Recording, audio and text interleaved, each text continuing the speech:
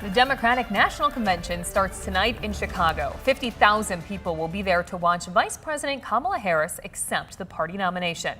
Tonight, President Joe Biden will take the stage. His party is expected to thank him for his service. He will give a speech endorsing Harris when things kick off tonight. You can watch it right here on 13 on Your Side at 10 p.m.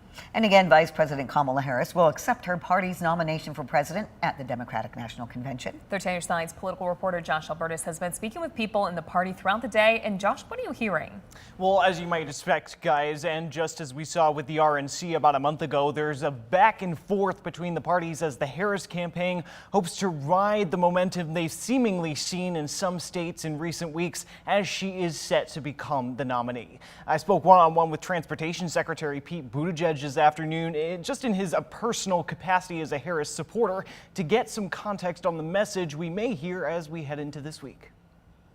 What I think you're going to see each night, beginning with tonight, which will include a focus on what labor unions have to say, is how our economic freedoms, our personal freedoms, our health freedoms really depend on making sure that we elect Democrats this year. And some in the GOP have sought to kind of eclipse the DNC as former President Trump is set to travel to places including the east side of Michigan tomorrow.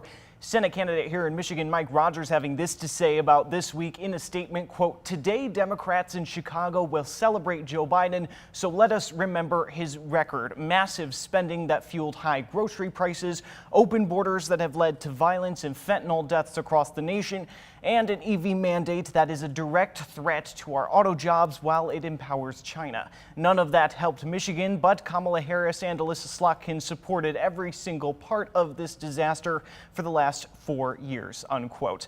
And there are also those, including from our area, who are going to the DNC to protest and march for things they believe the party should be highlighting.